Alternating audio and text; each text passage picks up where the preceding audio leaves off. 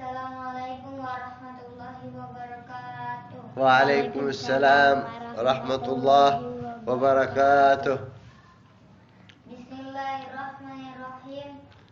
Alhamdulillahirabbil alamin wassalatu wassalamu ala rasulillahi shodiqil amin sallallahu alaihi wasallam. Amma ba'd. Masih sejarah ringkas Nabi Muhammad sallallahu alaihi wasallam. Kemarin kita sudah membaca kematian ibu dan kakeknya Nabi Muhammad sallallahu alaihi wasallam. Sekarang kita membaca pengalaman pentingnya Nabi Muhammad sallallahu alaihi wasallam. Ketika berumur 12 tahun, Nabi Muhammad sallallahu alaihi wasallam mengikuti pamannya Abu Thalib membawa barang dagangan ke Syam. Sebelum mencapai kota Syam, baru sampai ke kota Busra. Bertemulah kafilah Abu Thalib dengan seorang pendeta Nasrani yang alim yang namanya Buhairah. Buhairah. Pendeta itu melihat ada tanda-tanda kenabian pada diri Nabi Muhammad sallallahu alaihi wasallam. Maka dinasihatilah Abu Thalib agar segera membawa keponakannya itu pulang ke Mekah. Sebab dikhawatirkan kalau Muhammad sallallahu alaihi wasallam ditemukan oleh orang Yahudi dan pasti akan menganiayanya. Abu Thalib segera menyelesaikan dagangannya dan kembali ke Mekah. Nabi Muhammad sallallahu alaihi wasallam sebagaimana biasanya pada masa kanak-kanak itu, dia kembali ke pekerjaannya mengembala kambing keluarga dan kambing penduduk Mekah yang lain yang dipercaya kepadanya. Pekerjaan mengembala kambing ini membuahkan didikan yang amat baik pada diri Nabi Muhammad sallallahu alaihi wasallam. Karena pekerjaan ini memerlukan keuletan, kesabaran dan ketenangan serta keterampilan dalam tindakan.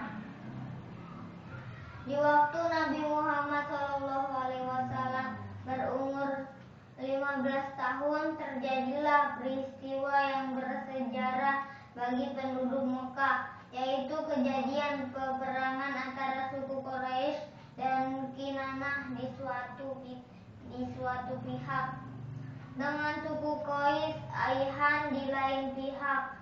Nabi Muhammad SAW ikut aktif dalam peperangan ini, memberikan bantuan kepada paman-pamannya dan menyediakan keperluan peperangan. Peperangan ini terjadi di daerah suci pada bulan-bulan suci pula, yaitu pada bulan Dzulqa'dah. Menurut pandangan bangsa Arab, peristiwa itu adalah pelanggaran terhadap kesucian.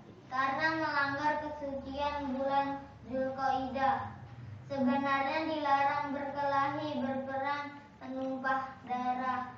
Oleh karena itu demikian, perang tersebut dinamakan Harbul Fijar, yang artinya perang yang memecahkan kesucian. Subhanallah. Semenjak wafatnya Abdul Muthalib, kakeknya Nabi Muhammad SAW, kota Mekah mengalami kemerosotan, ketertiban, dan kota Mekah tidak terjaga.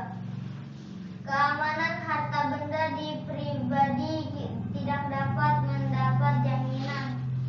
Orang-orang asing menderita segala macam pemerasan terang-terangan. Kadang-kadang mereka dirampok bukan saja barang dan harta bendanya, akan tetapi juga istri dan anak perempuannya. Perbuatan-perbuatan yang demikian membawa suasana Mekah kacau dan genting. Jika hal itu dibiarkan berlarut-larut, akan atau suku Quraisy. Akhirnya timbullah keinsyafan di kalangan pemimpin-pemimpin Quraisy untuk memulihkan kembali ketertiban kota Mekah itu. Maka berkumpullah pemuka-pemuka dan Bani Hashim dari Bani Hashim, Bani Muthalib, Bani Asad bin Uzzah, Bani Zuhra bin Kilab, dan Bani Tamim bin Murrah. Dalam pertemuan ini pemimpin-pemimpin Quraisy mengikat sumpah bahwa tidak seorang pun yang akan teraniaya lagi di kota Mekah, baik oleh penduduknya sendiri ataupun orang lain. Barang siapa yang teraniaya, dia harus dibela bersama-sama. Demikianlah isi dari sumpah itu yang dalam sejarah disebut Halfu Fudul. Nabi Muhammad SAW sendiri mengatakan sesudah menjadi Rasul bahwa dia menyaksikan pertemuan paman-paman beliau itu di rumah Abdullah bin Juda'an di waktu berusia belasan tahun. Hasil pertemuan pemuka-pemuka Quraisy itu membawa perubahan yang baik bagi kota Mekah, hingga kota ini kembali aman dan selanjutnya memegang peranan penting dalam sejarah perkembangan bangsa Arab. Meningkat masa dewasa, Nabi Muhammad SAW mulai berusaha sendiri dalam penghidupannya karena dia terkenal orang yang jujur. Maka seorang janda kaya bernama Siti Khadijah mempercayai beliau untuk membawa barang dagangan ke Syam. Dalam perjalanan ke Syam, beliau ditemani oleh seorang pembantu Siti Khadijah yang bernama Maisarah. Setelah selesai menjual belikan barang dagangan di Syam dengan memperoleh laba yang tidak sedikit, mereka pun kembali ke Mekah.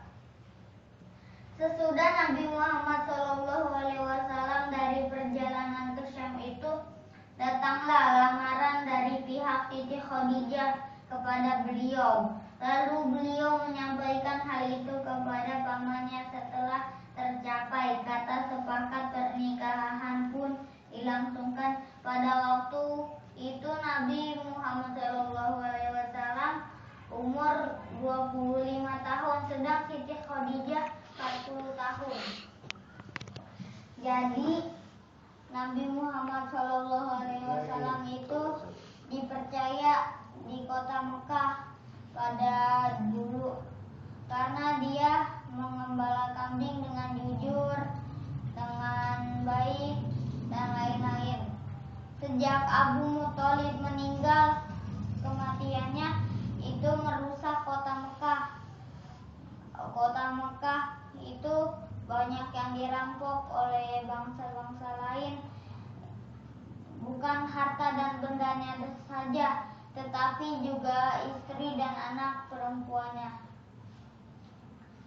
Dan Nabi Muhammad SAW itu sudah diurus oleh Abu Thalib.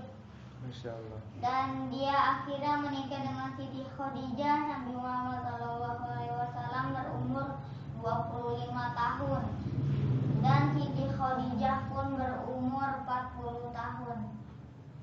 Insya Allah yang saya sampaikan bermanfaat bagi saya dan yang mendengarkannya. Kita tutup dengan doa kufuratul majlis. Subhanallah wa bihamdihi, subhanakallah wa bihamdika, asyhadu an la ilaha illa anta, astaghfiruka wa atubu ilaik. Sallallahu alaihi wa sallam.